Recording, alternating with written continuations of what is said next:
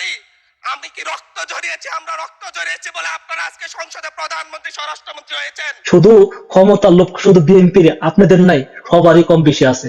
স্বার্থ সবারই আছে, স্বার্থ না থাকলে পরে আপনারা এইভাবে ক্ষমতা আসার জন্য এইভাবে চিল্লাচিল্লি এইভাবে সংসদটাকে বাজার বানায় ফেলতেন। আমাদের চিফ হুইপ সাহেব শেষ করুক, তারপর আমি বলি।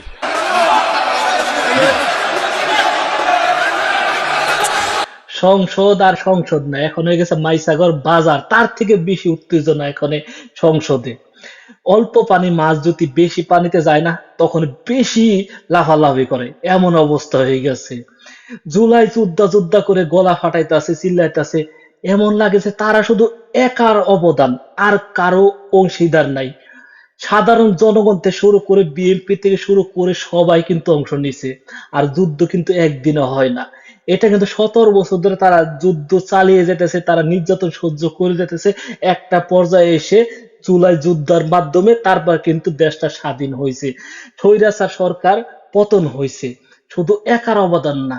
আরেকটা জিনিস কি, উচিত কথা যদি বলতে যায় না, তাহলে আপনাদের গায়েও লাগবে। ক্ষমতার লোভ আপনাদের আছে। ক্ষমতার লোভ যদি না থাকতো, তাহলে যারা শহীদ হয়েছে তাদের পরিবার কি জ্ঞানীমান লোক নাইকা, তাদের বাপ মা কি নাইকা, 2-4 লাখ টাকা দিয়ে দিলেন, বাস হয়ে গেল। তাদের কি ক্ষমতা বসাইতে পারতেন না? দেশে কি আরো জ্ঞানীমান লোক নাইকা, তাদের কি ধরে ধরে আপনাদের ক্ষমতা বসাইতে পারতেন না? শুধু ক্ষমতার লোভ শুধু বিএনপির, আপনাদের নাই, সবারই কম বেশি আছে। স্বার্থ সবারই আছে। স্বার্থ না থাকলে পরে আপনারা এইভাবে ক্ষমতা আসার জন্য এইভাবে চিল্লাচিল্লি এইভাবে সংসদটাকে বাজার বানায় ফেলতেন না। কোন একটা কথা কওয়ার আগে আপনারা সংসদে দাঁড়ায় যান, কোন একটা কথা বলার আগে আপনারা কি বলেন, চিল্লাচিল্লি শুরু করে দেন সংসদে। এটা কোন পদের ব্যবহার? এটা তো ভদ্র ব্যবহার না। কোন একটা কিছু হওয়ার আগে আপনারা বলতেছেন রাস্তায় নেমে যাব, মিছিল করব। কোন একটা কিছু হওয়ার আগে আপনারা আন্দোলন ডেকে ফেলেন। এটা কি দেশের জন্য ভালো, না সাধারণ জনগণের জন্য আরো ভোগান্তি বাড়ে? এই জিনিসটা আপনারা একটাবার চিন্তা করেন না। সাধারণ জনগণের জন্য আপনারা কাজ করতে নেমেছেন, সাধারণ জনগণের যদি চিন্তা ভাবনা না করেন, তাহলে কেমনে চলবে? আপনাদের কোনো কিছু হলে চিল্লাচিল্লি আন্দোলন, এটা কোন পদের? ঠান্ডা মাথা তো বুঝায় বলা যায়, আমার তো মাথায় ধরে না। আর একটা জিনিস ভালো করে লক্ষ্য করে দেখুন, এই ভিডিওটা, এই ছবিটা দেখে আমার খুবই খারাপ লাগছে। একটা বাংলাদেশের প্রধানমন্ত্রীকে আপনারা কতটা টর্চার করলে, কতটা অত্যাচার করলে, তার মাথায় হাত দিয়ে একদম মাথা নিচু করে ফেলছে সংসদে।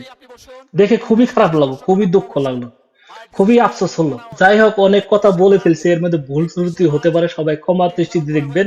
আসলে একটা জিনিস মাথায় রাখবেন, ভালোকে ভালো বলা শিখুন, খারাপকে খারাপ, মন্দকে মন্দ, তাহলে দেশটা এগিয়ে যাবে। কথায় আছে না, 10-এর লাঠি 1-এর বোঝা, সবাই মিলে দেশটা গড়ুন, এটাই আমরা চাই। সবাই শান্ত শিষ্ট থাকুন, ভদ্রতা বজায় রাখুন। আজকের মতন আমি আলহাজ খান এই পর্যন্তই। আল্লাহ হাফেজ। সবাই ভালো থাকবেন, সুস্থ থাকবেন।